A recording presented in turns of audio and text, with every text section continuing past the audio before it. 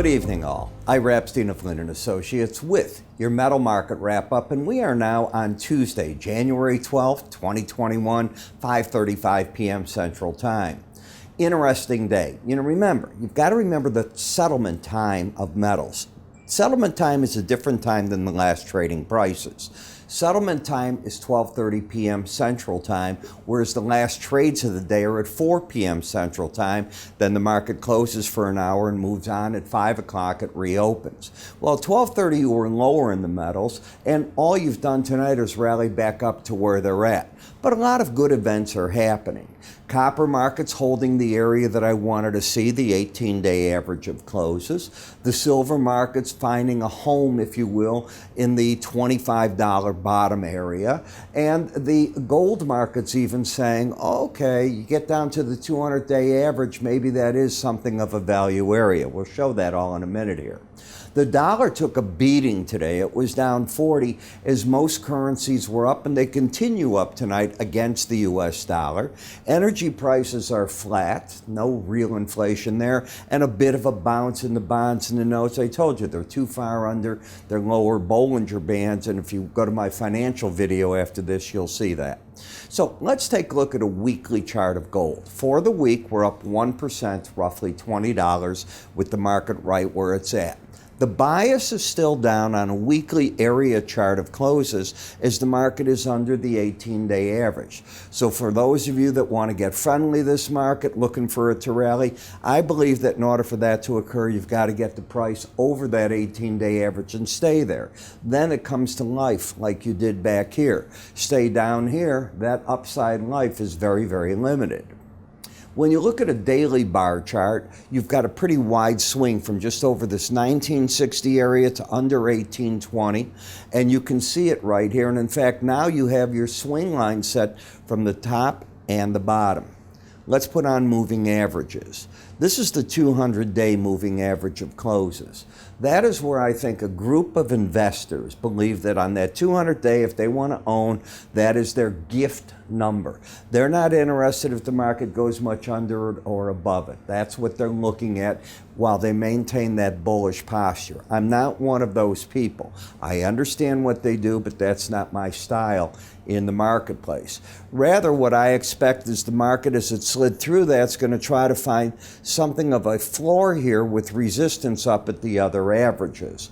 That does not mean the market's in a buy mode. Whenever you're under the 18-day moving average of closes, my bias is down, and as a filter, that keeps me away from wanting to go long. There's a big difference between if you're short, wanting to cover a short by buying, and actually initiating a long position. I'll leave that up to others.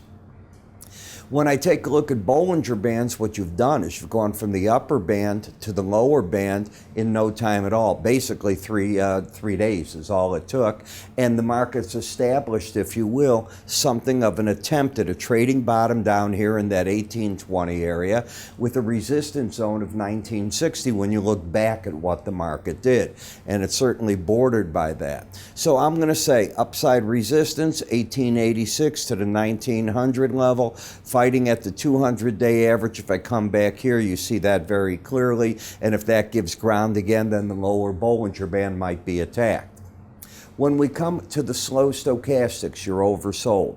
So stochastic markets travel between neutral, getting overbought, getting oversold, embedding to the upside if they can do it, or embedding to the downside. This market has not been able to embed to the upside in a very long time, which tells me the bearish play is still at work here. When I go to the gold-silver ratio, as I pointed out the other day, you're now pulling back to the neutral zone, the 18-day moving average. The bias has been when it's up here, that means gold is stronger than silver, and it's giving that up right now. In the silver market, similar to gold, we've gone from the upper Bollinger Band to the lower band in no time at all. Why is that going on? I want to give you the secret. Let me see how I could say it. Beginning of the year, new money coming in the market, the pros arriving back in town from their vacations. I'm a pro. I'm back from my vacation. And by the way, I hope you heard what the CDC is going to do speaking about that. If you leave the United States starting January 26, you won't be able to get on an airplane headed into the U.S. unless within 3 days of leaving that foreign country, you can prove you've had a COVID test that's either turned negative, or if you had COVID, a letter from a doctor that you're fully recovered and don't have it any longer. Think it's going to be easy to travel? Forget it. And that goes January 26th, according to the CDC. As you take a look, though, you can see what you're doing right here. And again, this market found a zone between the 100-day average and the lower Bollinger Band where it's looking for support. But is it trending? It is not. Where's the bias? Down. But you are in what? Not an oversold condition. Why? Well, what the market did is it corrected a bit of that. Yesterday you were knocking on the door, you never quite made it there. You got to a 30 level, now you're bouncing. So, do I think that means anything right here? Well, the fact that you're not trending, to me, is the more important thing. I think this is now just a show for the swingers in the market, not for a trend trader. In the copper, it's done a heck of a nice job of holding the 18-day average of closes. The trend is still up unless the market takes out now 355.15. Why? Because you've got a pattern of higher lows and higher highs. Should the market decide to rally from here, I'd look for the pros to be taking money off in the 369.30 zone, right up at that level.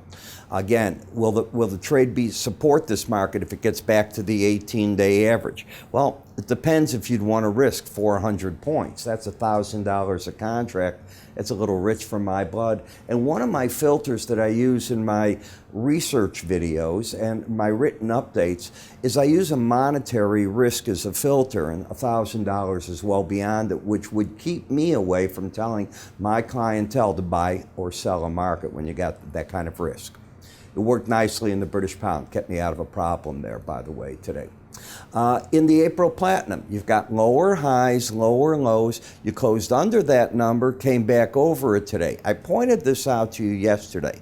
If one were to go short here and put a stop over the most recent high, and I'll go to this for you right through here, that number would be 1139.70. I cannot in good faith tell you to risk that kind of money. So no, I think you're on the sidelines in this market. I think that in the palladium market, it's the same thing. You've got a market in a downtrend, but it's hanging over the 18-day average, nothing there. And in the dollar index, all you did is go from lower band to upper band and fall back. Sorry about my phone going off. Feel like I'm in one of those Zoom shows, but that's it, and I'm sure my house phone will ring next. Want to remind you, if you're interested in what we do, from the Linn Group, we put out all this charting software, our market research and the like. How do you get it? Simply look here. This is what we write about. All you need to do is go to our website at www.iraepstein.com. You'll see on the bottom right all the free offers that we have. Sign up for any or all of them. We'd love to get this back in your hands and let you see what we tell our clientele. I'm Ira Epstein. Sorry about that noise in the background. I'm Ira. You have a good day. I'll see you tomorrow.